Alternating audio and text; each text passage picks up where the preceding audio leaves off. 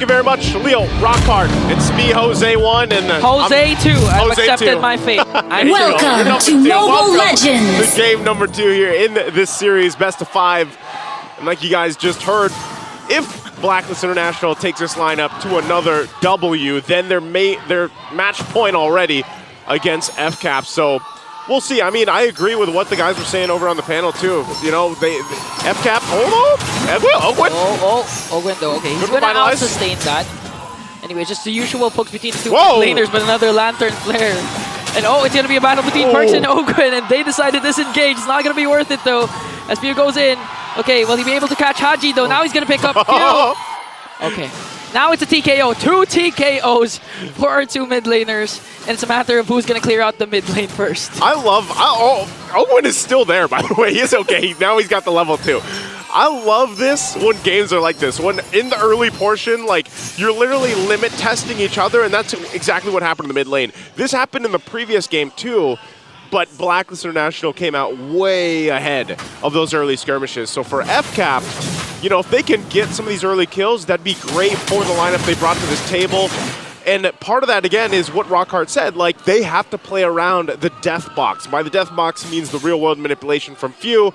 They want to fight into that. If they can lock people down with a penalty zone and then follow through with that, Zaman Force is there, then there's so much fighting potential and power with FCAP's lineup. The problem is, again, lane to lane, you know, they're going to struggle for a little bit right now, and they're trying to make a play up top. Okay. They're going to go for Flapteezy. Flapteezy uses Flicker. Body of Smith, though, will save him. Quite tanky here as Perks goes in with a quick Sand Guard. Ogwen is now here. Okay, so no casualties yet so far. So in terms of team fights, yeah, I do agree. You can expect Falcons AP Bren to really dominate. They have a lot of engage and for counter engages. But for Blacklist, in terms of rotation, you can expect them to be fast and go for those isolated pickoffs, especially with the kit that they have from Lord JM and Perks. And of course, you can expect Blacklist to really go for early game contention, like what Haji is doing again with Few. Because of the presence of the Khalid that we know in the first 5 minutes will be a menace in the opposing team's jungle, and MP the King again will secure an uncontested turtle. All right, Blacklist getting the objective, and this is one of the hard parts about dealing with a Jushin across from you. You see how much zoning potential, even early on, that's already there. Yeah, especially in the hands of Haji. Oh no. Perks just giving some information. He's got that. Ogwen will keep him at bay, locking him down, of course. Waiting for that level 4 too. Once, you know, the problem before that first turtle take was the fact that just FCAP didn't have the ultimates that they were looking for. They weren't level 4, but they might look to fight for this. Okay, speaking of fight, Flapteezy goes after 3 with a raging Sandstorm counter attack coming in from Blacklist. Is there manipulation coming in from Pio as they bring down MP the King.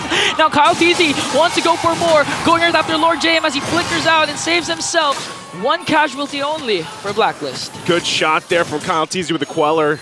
Able to get a kill. That's what he needed too. Again, this is part of the whole game plan when you have a Suyo on your lineup. You need to be able to kind of control the early game, right? He's one of those scaling up and very momentum-based assassins in the jungle, and he's got to do that. He's only got the Fury Hammer right now, so still working on his first item. There's the Hunter Strike, so he does lock that in. So this could help, of course, because he's going to be looking to set the pace, you know, against MP the King.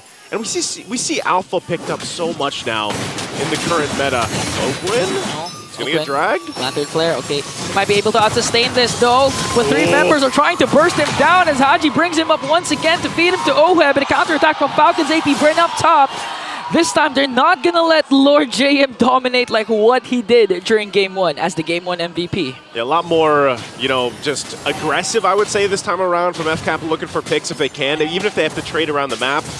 You know, and Oheb does lock in a ton of extra gold that he's able to get that first item locked in. So he's got the Holy Crystal now, and that's where also, when you have a Lunox here early on, the power spike is going to be there, and it's definitely a huge threat to the damage department. Yeah, especially in the laning stages of the game, early game. You could expect the Lunox to really be ahead versus a Harith. So right now, Falcons AP Bren, they really need to manage the early game potential that Blacklist could give. Whoa, like what they're doing right now. Kyle TZ has to walk away as Oheb here, dangerously low. There's going to be a turtle clash finally because 5 members are here as Oheb will recall home. It's going to be an outnumbered match for Blacklist. Falcons AP Bren still holding on. Flapteezy goes in. Plus Ogwen's AOG. They're really targeting Lord JM here. Plus the real manipulation coming in from View. Lord JM manages to do a final slash counter attack for Blacklist as they bring down Flapteezy. Next man is Ogwen. Lord JM, MP will fall. Wow. Perks as well. Haji forced to back away as Oheb is now in the picture. A 4-4-2. Trent goes in and brings down Haji. That fight was so good because there was an initiation from FCAP, there was a response from Blacklist, and you thought they were going to win that team fight, and then all of a sudden FCAP's like, no, I'd win, and they end up winning that team fight. So they get an objective, they get a ton of extra gold through it, and that's a good transition for them now at this point. Falcons AP Bren, prior to that clash, Kyle TZ targeted Oheb, forcing Oheb to recall. That's why when the clash happened, Blacklist was outnumbered. Oheb wasn't there, even though Lord JM was able to kind of out-sustain the damage of Falcons AP Bren to be able to cast the final slash, serving him up to perks for that Raging Sandstorm. They lacked the damage because the Filipino sniper wasn't there. But imagine it would be a different story if Oheb was there. So those are the little things Falcons AP Bren continue to do. They're not just thinking about the big picture. Even though they have huge ultimates, they're thinking about the things that they need to do before they go in for the clash, like what Blacklist doing right now. Kyle TZ goes in with a second kill and will be taken down by 3 members as Lord JM survives. I'm surprised he was able to get away, you know, with that, but good response. There's got to be something for Blacklist International to do after, you know, that build is building up here for FCAP in the lead, in terms of the lead. And so if they can find some of these wins across the map, or whatever they can find, even if it's just objectively some of the turrets, get some space to work around. Oheb could be in trouble. Oh, Oheb's in trouble. Okay, he has the Order and Brilliance, with Owen trying to chase after him as Perks Force needs to hit Raging Sandstorm to save the Filipino sniper. Kyle TZ picking up a Blade of Heptases this time. So in terms of damage, you can expect Kyle TZ to be more aggressive now. I believe the first item he picked up was a Hunter Strike, right? Yeah, here. First, Okay. yeah, now he's got the Blade. Okay. He's got the Blade of Heptases now, second item locked in. And, you know, that's what's surprising. I know by this time a lot of people have seen the Suyo games. That second skill, man, that Soul Sever hurts. So now that he locked in, you know, this Blade of Heptases too, depending on how he approaches some of these fights. Hold on. Oh, Perks forced to use that flicker. Now he only has the Raging Sandstorm. He doesn't have the Raging Sandstorm yet. Has used a quick Sand Guard. Falcons AP Bren making quick work of the second turtle, not giving a chance for MP the King anymore. And I think Perks wants to go in for the clash. Okay, Falcons AP Bren redirecting their attention to MP the King. Will they be able to find him? Okay, they're just going to clear out the minions up top. All right, so they got that. Right now at this point, FCAP comfortably ahead. They got a lead. They're building up on it. So for Blacklist International, we have to look at what's coming up here. That's that Lord fight. Because if they don't actually have a fight before then they've got enough time to go ahead and get to where they need to be. Part of that is, again, Oheb. He does.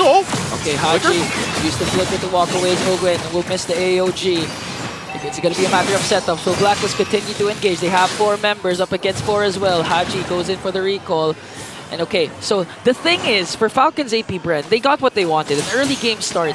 And if you have a Suyo in your team and you got the early game, chances are you're winning the game because of the fact that you can get neutral objectives a huge advantage solely because of your second skill and Retribution combination. We've been talking about this yesterday. So at this point, if Falcons AP Bren continue to dominate, play it safe, play it disciplined enough, that they don't even need to go for those over-aggressive plays. The only thing that could beat Falcons AP Bren right now is if they make a really, you know, aggressive play that Blacklist manages to turn it around. And if we're going to talk about turning things around for Blacklist International, it's all the itemization, right? The fact that they're down a few thousand gold, they can go ahead and try to catch up the best they can. It's good. Glowing Wand, Holy Crystal, and Oheb. He's going to be a big part of the damage profile later on.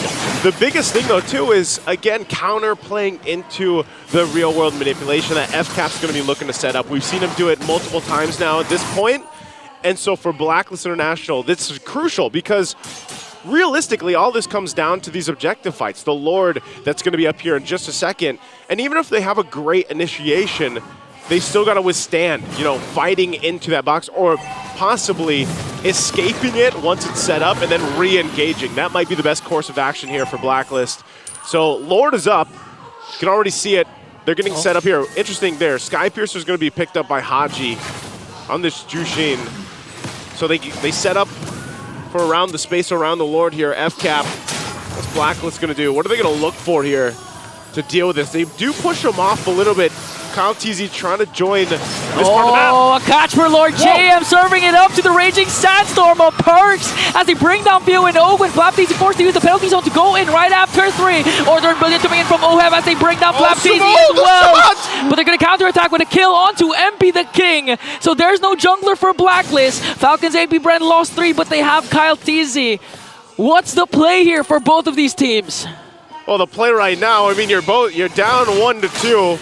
Kyle TZ will go ahead and bring up with the Lord, though. MP is down for another 15, so there's no Lord going to be taken. It's too quick of a death timer, but you saw that little window of hope. Hold on, Kyle. Hey, they go in right after Kyle TZ commits the final slash, but he's able to escape. The mobility of the Suyu is just unmatched as AOG casted by Ogwin to bring down Perks, and now the advantage is on to Falcons AP Bren.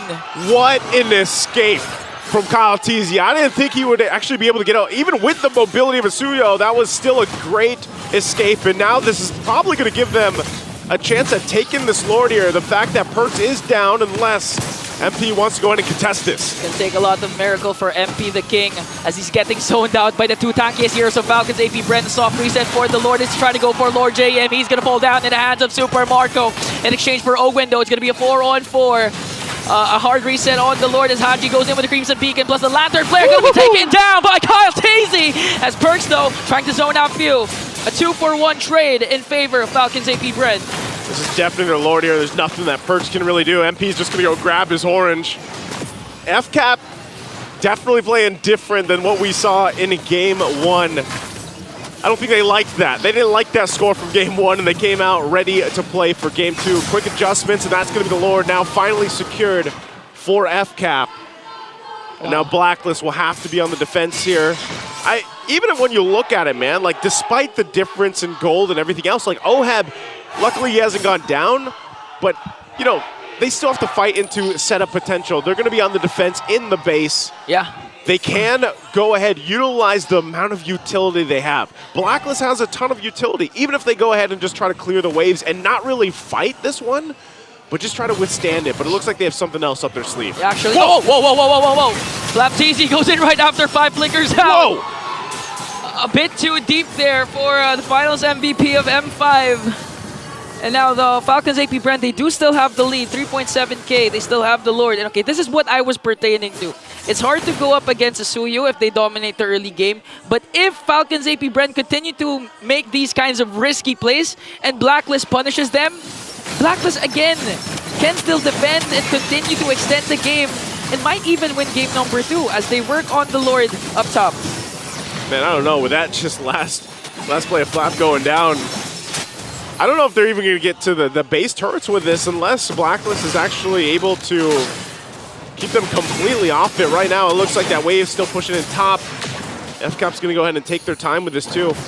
So still respecting the fact that, you know, Blacklist has that capability of being able to fight and win some of these fights even. And MP the King picks up a Radiant Armor. He's going to get a little more tanky. He's got to be, because he and Lord JM are going to be looking to fight the front side most of these fights. And then Perks, you know, if he can get a great Raging Sandstorm off, then that will set them up for the fight. OHEB now, though, too. Getting another item locked in here. Got the wings, but FCAP, they'll get the tier 2s. Still, that mid turret is up, tier 2 and mid turret, but I think they're happy with that. Again, the first Lord, they'll get in position in about a minute here. But I think even if Blacklist can find a pick off, this is going to give them a huge chance to take the next objective, swing things in their favor. This 4K lead right now doesn't mean too much, because when you're looking at the way these team fights are going, Blacklist is still in a good position. And you're seeing how fast they can actually take someone down from FCAP if they're a little overextended, if they're a little too pressured on this enemy side of the map right now. So even for the purple, you know, they gotta at least put some pressure. Yeah, I do agree with what you mentioned a while ago, that in terms of kit, Blacklist needs to utilize whatever they have. But with Falcons AP Bren's lineup, again, they have 3 major ultimates that could be used aggressively in team fights and even for just pickoffs if they wanna, if they manage to find the proper target. Because as the game progresses, these kinds of ultimates becomes more valuable, becomes more vital to your success. And with that case, Falcons AP Bren, they do have a lot more kit, a lot more AoE crowd control that could be used, especially when it comes to the Lord dances. So Blacklist right now, they actually are pressured to get the pickoffs, maybe set up by Haji or by Perks or by Lord JM. Because if you're gonna go up against the lineup of Falcons AP Bren towards this Lord 5v5, regardless of what happens, you still have the Suyu that has a huge advantage when it comes to the Retribution second skill, again, when securing neutral objectives. Yeah, the Suyo is great, especially in this part of the game, but he does tend to fall off the longer this game goes, and it'll get definitely more difficult for FCAP to go ahead and continue doing what they're doing around, fighting this. But always the advantage is again, the real world manipulation around the Lord pit. Anytime you come around, we're talking about these objective takes. That's one of the great things about the Eve pick and why teams still like to go for it. So you can see some of these more defensive items being locked in by Blacklist. Haji picking up that brute force, so now they work into this. They're going to look for a setup. And you can see the positioning here. Part of this, again, is Lord JM. If he can get that final slash they're looking for and they get an immediate kill, that'll be huge. There it is already. The seal being used. The clock is ticking for Blacklist. Finds it out. There's a huge slow push ensuing onto the bottom lane. Falcons AP Bren can extend this Lord dance and force a reaction from Blacklist, or they can go ahead and try to burst it down. Okay, they're going to make Blacklist react though. Oh. Lord JM goes in for the final slash, connecting onto two plus the Raging Sandstorm. A lot of immortalities being popped here. Flap TC counterattack to the final. A penalty zone. Lord JM, MVP King, Perks goes down. Goodbye. Haji is the only one left. A beautiful initiation by Blacklist, but there you said it. Falcons AP Bren, they have a lot of kit to re-engage. They have the economy lead. Haji with the Crimson Beacon out. Will he be able to defend this though? There are a lot of minions up against 4 members. Look at Super Marco pushing with his Salmon Force. They're clearing out the minions. Haji has no more chance to defend this. And we will go to a game number 3 because it's 1-1.